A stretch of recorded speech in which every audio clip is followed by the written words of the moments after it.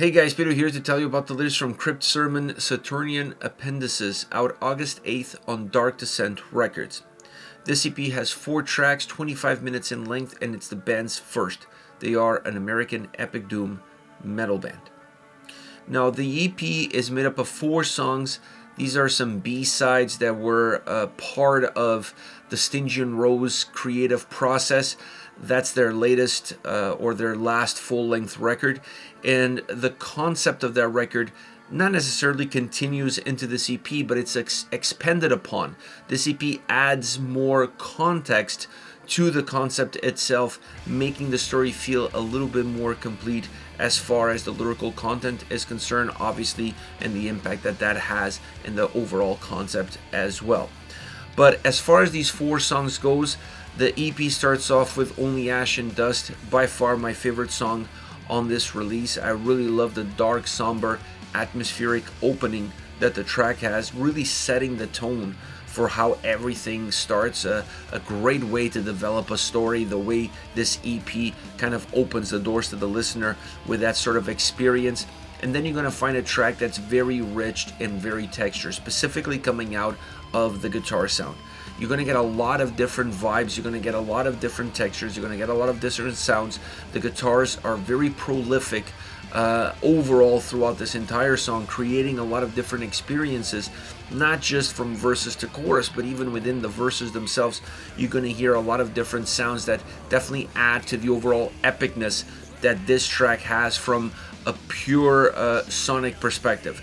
But I felt like the vocal performance on this song matched the overall epicness of sound, the two very well tied in together in order for the overall track to feel very complete and very robust. But it's an excellent track vocally, no doubt about it, but it's definitely a song that sells you specifically on the overall guitar sound. I also enjoyed the way the choruses come in. This is a track that uses the chorus not as the climax of the story, but rather as a cliffhanger. I felt like there was more of a cliffhanger aspect to the sound, to the vocals, to the lyrics in the choruses of this song, more so than trying to reach a pinnacle. You're still reaching a pinnacle, it's just a different kind of pinnacle, and I really enjoy that aspect of it. It helps set the song apart and allows the track to have a different kind of momentum.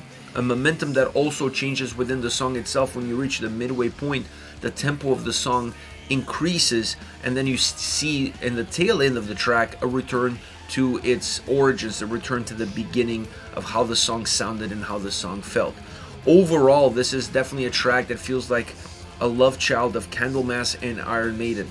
There's a lot of Candlemass in portions of this track, and then there's a lot of Iron Maiden, specifically in those more faster tempo portions that the song offers.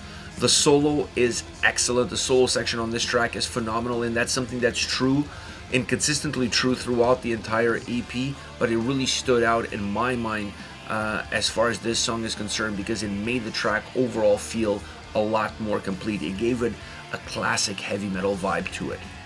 Then you have A Fool to Believe, another track with incredible guitar sound. That is definitely one of the consistent elements of this release, is the incredible guitar sound, the textures of the sound, and how rich that sound is.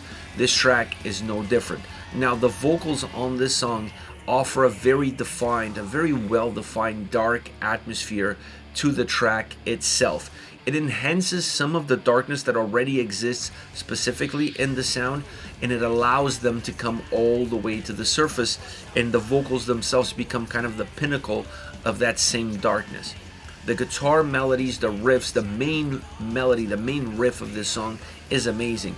It's not overly complex or complicated. It actually comes across in a very simple format, in a very simple manner, but sometimes simple is good because it allows it to be memorable. It allows it to stay glued in the back of your mind, and it really becomes the red line that connects the entire track.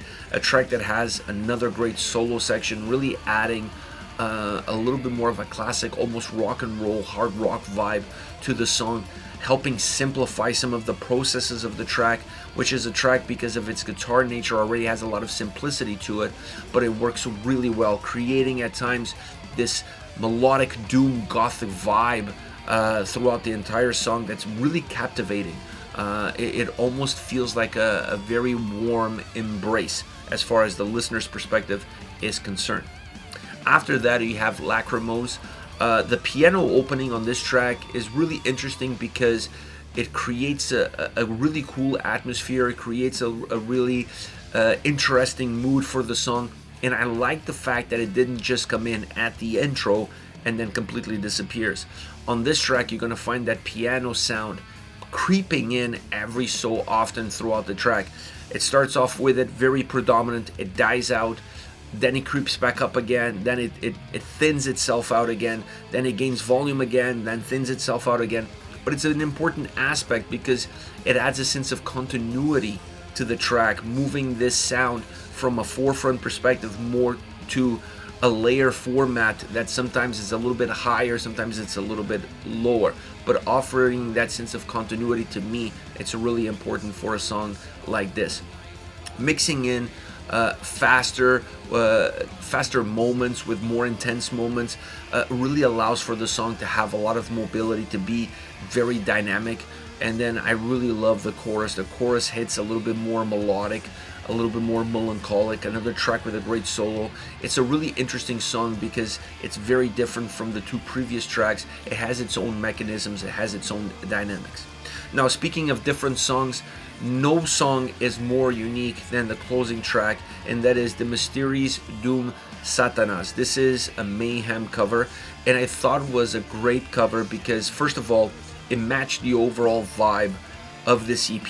That's the first thing. It really feels connected with the EP. It feels part of it, and the more you listen to this song, the more it feels like a Crypt sermon song. They did a wonderful job from that standpoint because obviously they kept the skeleton of what the original track sounds like, of what the original track feels like, but they morphed this track into their DNA, creating a unique song in that perspective, giving the track more, I would say, a Crypt sermon perspective and output than just a pure Mayhem cover. And I think any band doing a cover specifically for an EP like this, I think it's much better to go with that sort of approach of taking something and making your own than just kind of giving it its dues or creating a song that's a more of an homage to what the original was all about.